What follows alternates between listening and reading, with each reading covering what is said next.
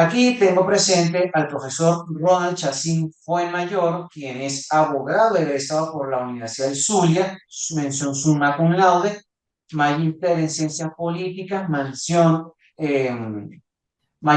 en derecho público, ambas con la Universidad del Zulia. También es doctor en ciencias jurídicas por la Universidad del Zulia. Fue profesor titular de Sociología Jurídica y Filosofía del Derecho con la Universidad del Zulia, profesor de posgrado a nivel de maestría y doctorado con la Universidad del Zulia. Hoy en día, desde el año 2018, es profesor de la Universidad del SINU, Elías Pechada Zainú, de Montería, Colombia. Es profesor adscrito de la Unidad de Investigación SIJUM, miembro de la Red TICONS de Derecho Público, capítulo Colombia, miembro de la Asociación Venezolana de Derecho Constitucional, miembro de la Red de Docencia e Investigación Internacional Red Conferencia.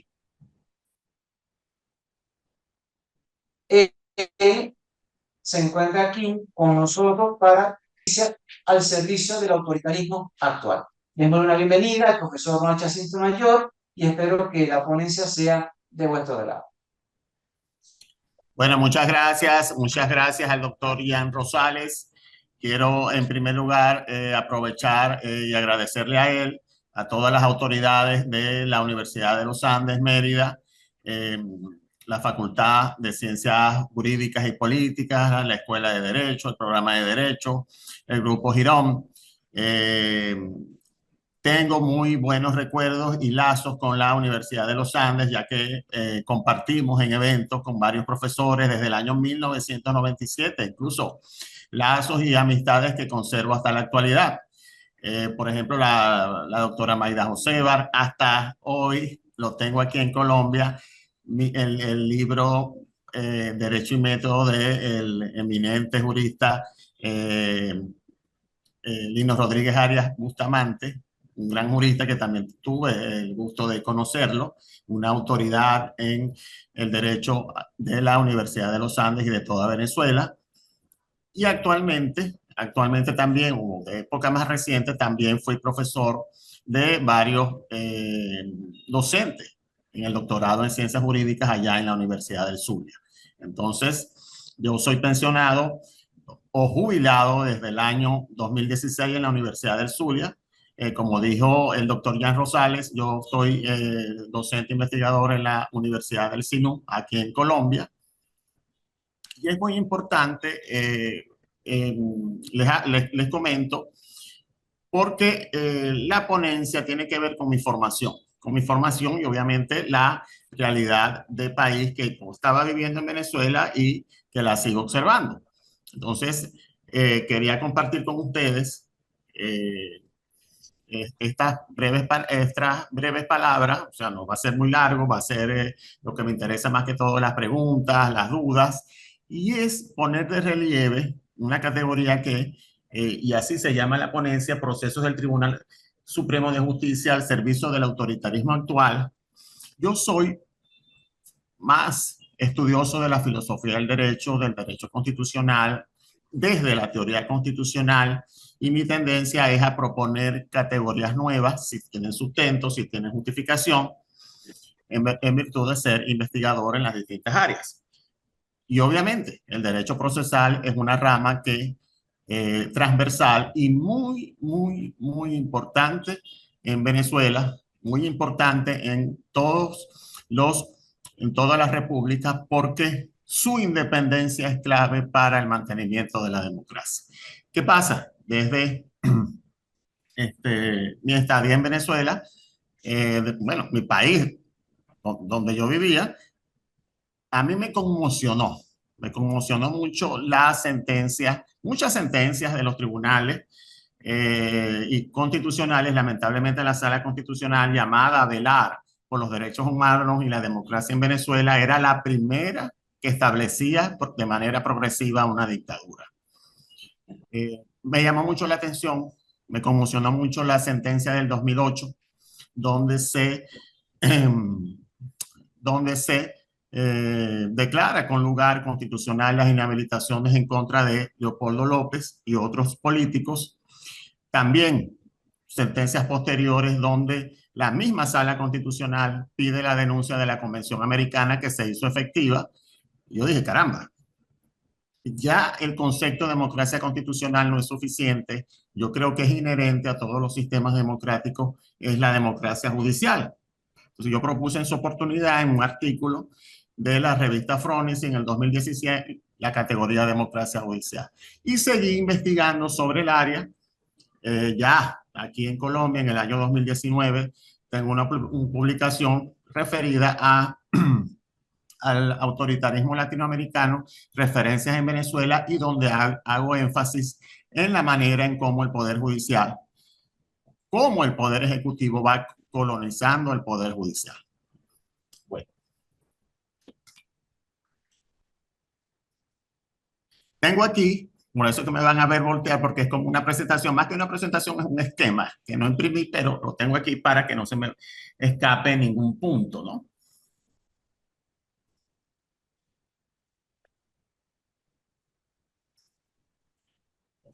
Vamos a ver.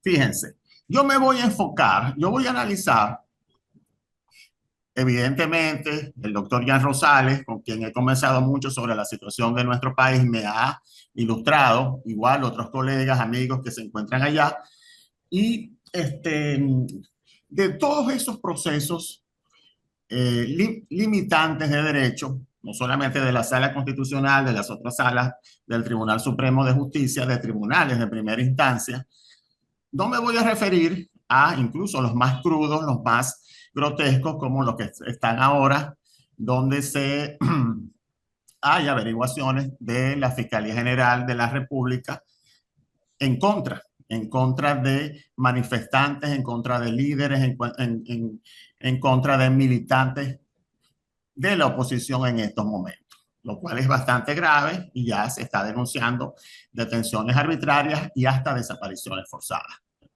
Ya hay organismos como Acceso a la Justicia, como Foro Penal Venezolano, como también Provea, donde ya han denunciado esa problemática, lo cual es un gran retroceso en materia de derechos humanos. A pesar de la gravedad de estos hechos, yo voy a centrarme en una práctica que ha sido reiterada y evidencia como otras la intromisión del Poder Judicial venezolano en la política, pero no en la política para establecer los valores constitucionales, no, la política como la conveniencia política en favor del partido de gobierno. Entonces, fíjense que hay varias sentencias, ya les hablé de la sentencia del 2008, caso Leopoldo López. Está la sentencia también donde se despoja a los gobernadores de la oposición, también en el 2008. El 2008 parece que fue un año muy nefasto para los abogados, para los ciudadanos, para el Poder Judicial venezolano. También se da la reelección indefinida que posteriormente es ratificada por el Tribunal Supremo de Justicia.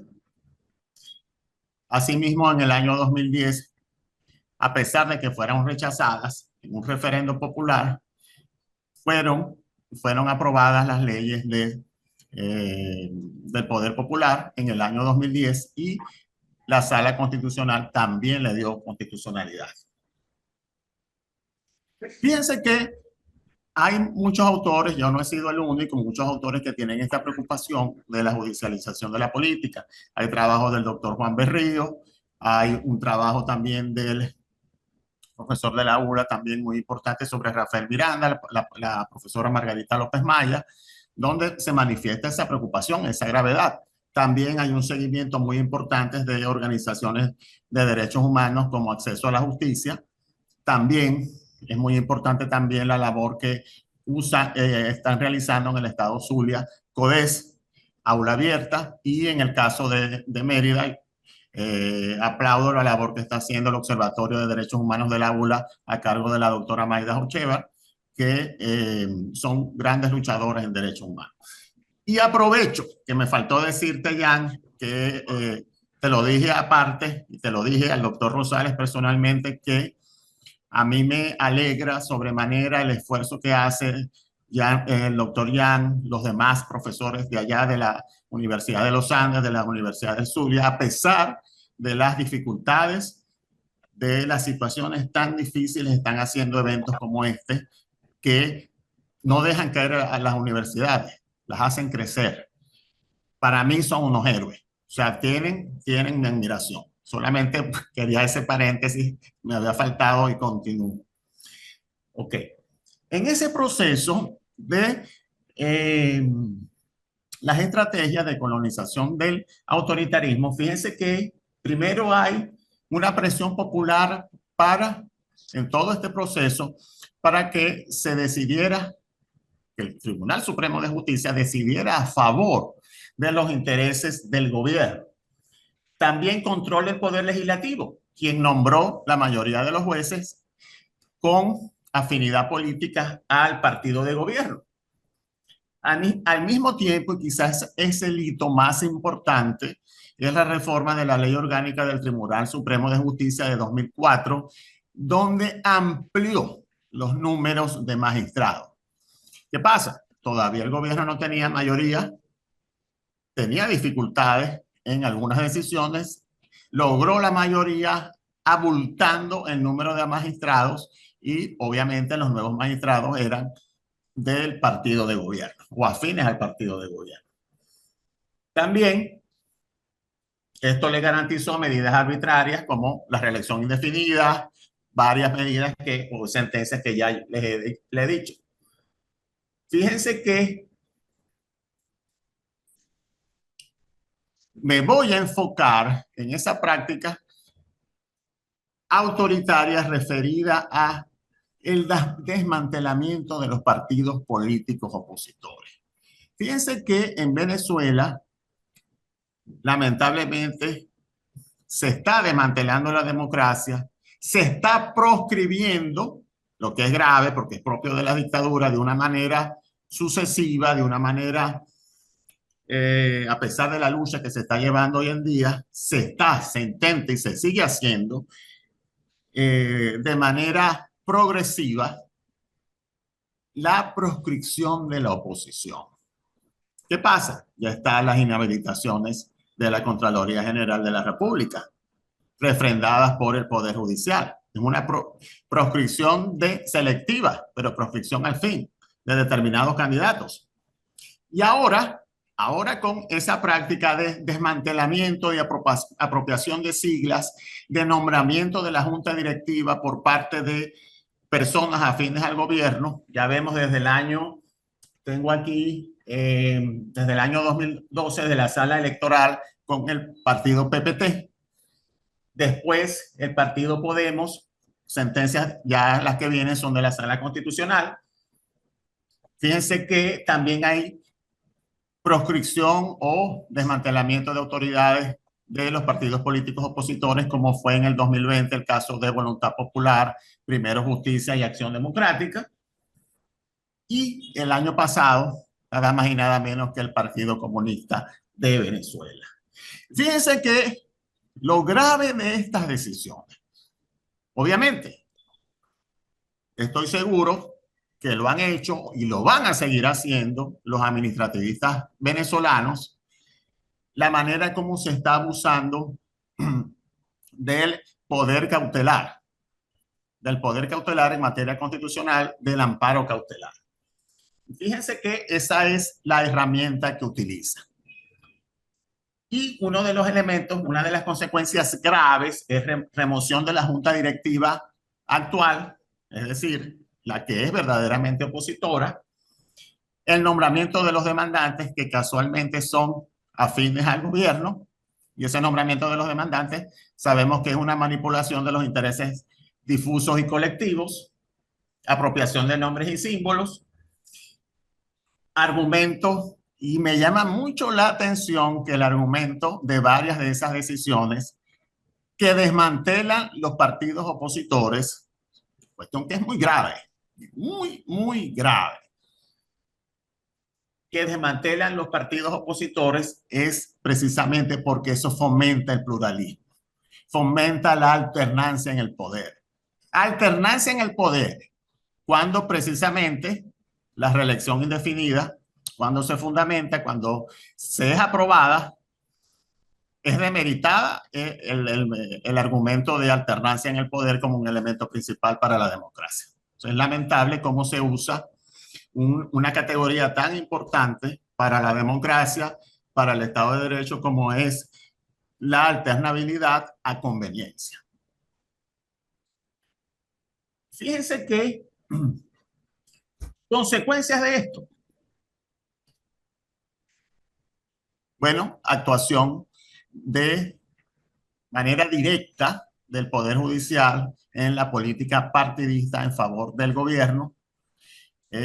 Bueno, razonablemente uno puede pensar que cada vez que hay una de estas decisiones, hay una reunión previa del partido de turno, del partido del gobierno con la sala constitucional que va a emitir la sentencia, porque la conveniencia es exacta. Continuamos. Daña el pluralismo, un elemento fundamental de la democracia, es algo obvio. Preocupación de las organizaciones en derechos humanos y las que ya mencioné. Proscribe partidos políticos de un modo fraudulento. ¿Qué pasa? Se hace a través del fraude judicial. Se hace a través de los jueces como para aparentar que sigue habiendo oposición, sigue existiendo esos partidos de oposición, pero realmente no lo están. Realmente no lo están porque son realmente del partido del gobierno.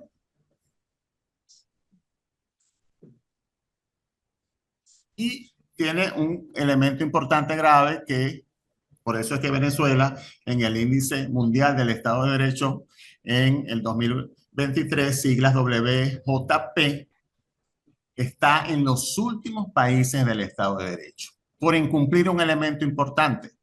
No hay límite al Poder Ejecutivo por parte del Poder Judicial. No hay efectividad en los derechos fundamentales humanos, como por ejemplo los derechos civiles y políticos, lo cual es patético en esta práctica y todas esas prácticas que hemos mencionado. ¿Cuál es la solución? ¿Qué se puede recomendar a este estado de cosas? No es fácil. Podemos decir, bueno, es un diseño, hay que hacer un diseño constitucional, pensar en una eventual reforma de cómo debe ser el diseño constitucional, pero ya existía un diseño constitucional más o menos apropiado con el Comité de Postulaciones Electorales para elegir a los magistrados del Poder Judicial, del Tribunal Supremo de Justicia. Eso fue ignorado. Pero algo muy importante que sí se puede hacer, y es algo que aplaudo de estos eventos. También quiero aprovechar y saludar a mis colegas ponentes, mis colegas profesores de la Universidad de los Andes, también la directiva y también los alumnos, tanto de pregrado, posgrado, que estén viendo esta ponencia y todas las ponencias del evento. Les decía, ¿qué podemos hacer? Yo creo que lo más importante es la cultura política, la cultura democrática, la cultura jurídica. Que nosotros eduquemos al ciudadano, lo cual no es fácil, porque son más de 20 y tantos años de autoritarismo, ¿okay? Como 25 años de autoritarismo, no es fácil. Yo viví en democracia, algunos dirían en algunas épocas imperfecta, pero democracia. Tengo 54 años, viví en democracia, pero nuestros alumnos, nuestras generaciones no han visto lo que es la democracia. Y lo que es peor, sus padres muchas veces también tienen horadado su sentimiento y su cultura democrática. ¿Qué pasa? Hay que establecer de una manera diáfana, clara, didáctica, lo importante de la cultura del Estado de Derecho.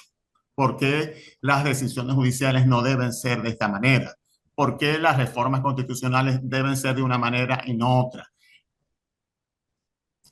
Preparar a los ciudadanos ante cualquier intención totalitaria de un candidato, de una política gubernamental.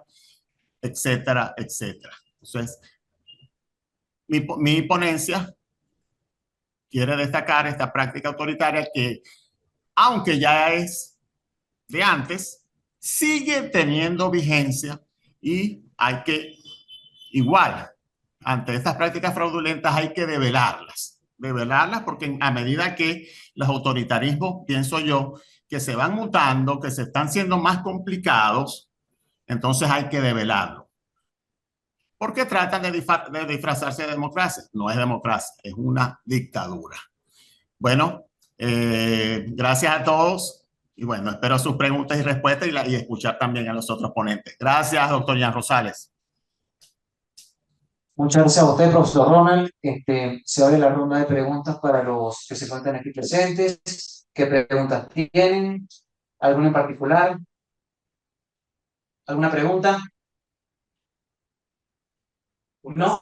sería, una sería todo lo que dice el profesor, claro, buscáramos llevar adelante una reforma. ¿Cree que con este estado de opresión que existe, sí tomaría en cuenta la petición de diferentes sectores, como las universidades? ¿Esa reforma constitucional, legal, de qué tipo? Sí, una reforma donde por lo menos de la escogencia de magistrados, pues. Ok. Profesor Ronald, uno de los participantes del evento le hace el siguiente planteamiento.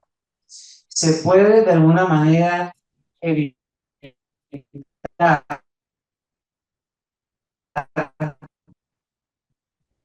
o al menos con una reforma al procedimiento de selección de magistrados previstos en la ley orgánica del TCJ? Ah, bueno, sí, gracias, Jan. También escuché también parte de lo que dijo el participante, el colega, el abogado, el doctor. Y obviamente hay que ser realista, hay que conquistar primero la democracia. Conquistar primero la democracia para establecer todas esas reformas. Y si ya hay leyes en ese sentido, bueno, consolidarlas, profundizarlas, pero primero hay que aprovechar esos pulmones democráticos, esa rendija democrática que a pesar de la dictadura van, con el favor de Dios, unas elecciones. Después que conquistemos, Dios quiera, la democracia, es que podemos hacer eso, hay que ser realistas. Y ahí podemos pensar en todas estas cosas. Ahora bien, lo de la cultura política, jurídica, sí lo podemos hacer ya de una vez y eso es lo que se está haciendo ya y reitero mis felicitaciones a Jan Rosales y al resto de su equipo por este evento que ayuda en ese sentido. Profesor Ronald, tengo una pregunta.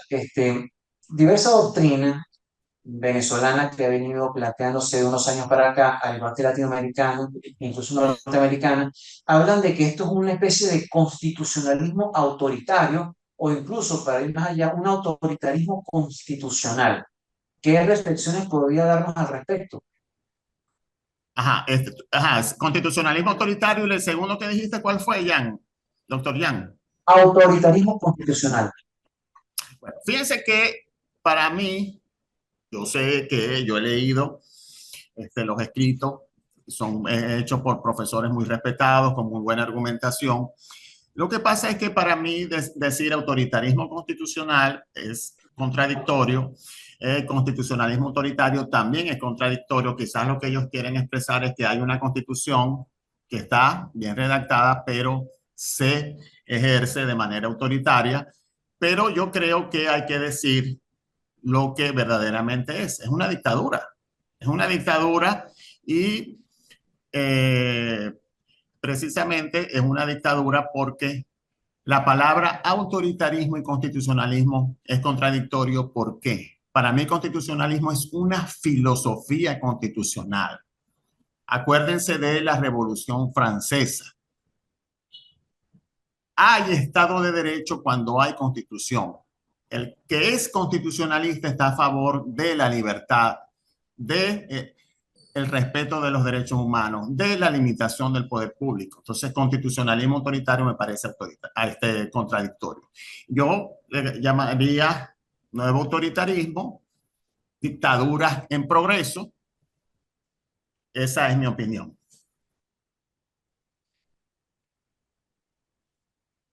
¿Alguna otra pregunta? Profe, en general entonces es un país burocrático, ¿no? Tiene sesgado todo tipo de libertad. Profesor Ronald, ¿escuchó la pregunta? No, no, no. ¿Cuál sería la pregunta así como tal? Ya escuché, profe. Él habla del burocratismo y de cómo eso incide en las libertades públicas en Venezuela, que ¿El si qué? puede, de alguna manera, El país se ha vuelto eso, ¿no? el país prácticamente se ha convertido en eso, un estado burocrático, un estado sin Tiene libertades sesgado públicas. todos los tipos, perdón, profe, todos los tipos de derechos civiles, políticos, judiciales, todos. Si, si no hay una cultura a nivel general en el país, en la sociedad nunca va a cambiar, porque Claro. siguen incluyendo personas que van a Precisamente lo que la mencionaba libertad. del tema del cambio político, se requiere el cambio político para cambiar y transformar la cultura política que ha sido prácticamente cambiada a lo largo de 24 años. Pero no sé cuál es Pero la quería escuchar lo pregunta. que decía el profesor Ronald Chacín al Sí, respecto. me parece que es muy valioso lo que está diciendo el Pues la participante, pregunta es pero la siguiente. no entiendo la Se pregunta. volvió un país burocrático, ese es mi país. Esa es mi pregunta. Esa es mi pregunta. Soy un país burocrático. Eh, Que si se considera como... Si se considera, porque en la realidad y en la actualidad se considera, ¿no? Tienen funcionarios partidistas que van a buscar las soluciones para ellos, pero no para el Estado de Derecho o para la sociedad a nivel ¿Pudiste judicial, escuchar, profesor Ronald? constitucional, político, derechos humanos, Ajá, estado siempre que no burocrático. a ellos. Sí, señor. Ajá, que si Venezuela es un estado burocrático. Ujú. Ajá, bueno, puede ser, pero ni siquiera eso. Ya sabemos los problemas de servicios públicos que tenemos en Venezuela, que es la causa del sufrimiento de muchos venezolanos, muchos familiares, muchos amigos, es la causa de las migraciones. Entonces, ni siquiera eso. Y que sea burocrático, ni siquiera eso creo yo, porque no cumplen los fines mínimos, ya sabemos en los problemas de seguridad personal que hay. En el caso de que fuese un estado burocrático, no le quita el ribete de dictadura.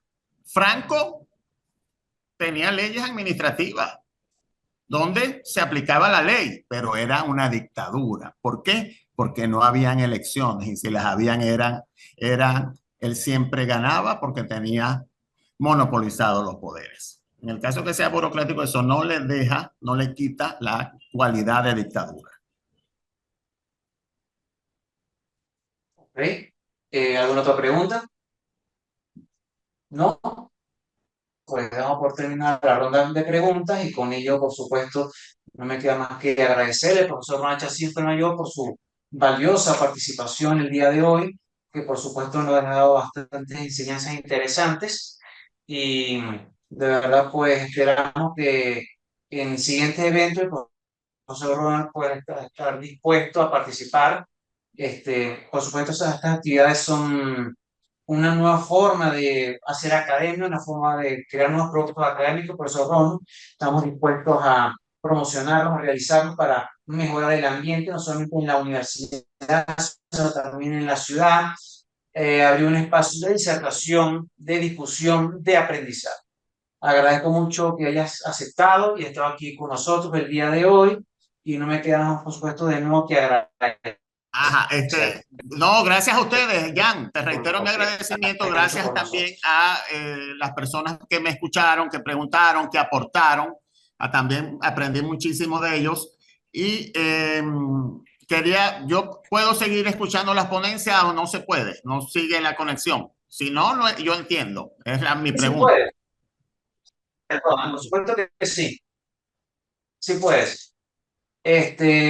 Bueno, en tal caso, pues No, si es un pasaremos con el problema siguiente técnico, ponente. no importa. Nos ponemos de acuerdo nosotros aparte. ¿Okay? Sí puede, profesor Rob, pero con mucho gusto entonces pasaría a hacer el llamado para el siguiente ponente y va a hacer la presentación.